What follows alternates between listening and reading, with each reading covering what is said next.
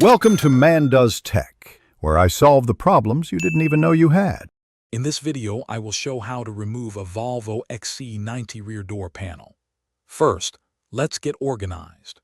You'll need a few basic tools, including a plastic trim removal kit and a set of Torx bits. Make sure your window is completely down. This provides better access and prevents accidental damage. Take a moment to identify any small covers or caps that might be hiding screws around the door handle or armrest. This preparation makes the entire process much smoother. Now, let's start removing those fasteners.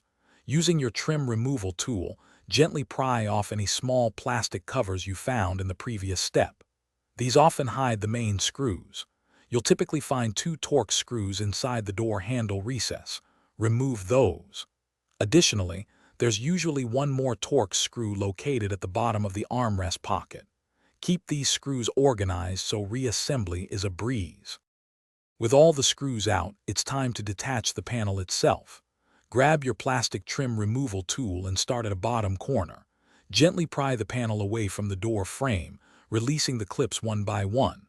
Work your way around the entire perimeter, being careful not to force anything.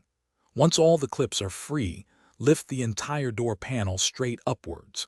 This action disengages it from the window channel at the top.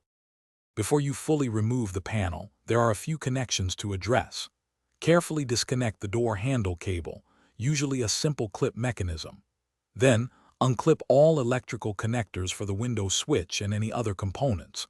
Once everything is detached, set the panel aside in a safe place where it won't get scratched. Reassembly is straightforward. Simply reverse these steps, ensuring all clips snap securely into place and all connections are reattached. Thanks for watching. If you found this helpful, don't forget to like and subscribe.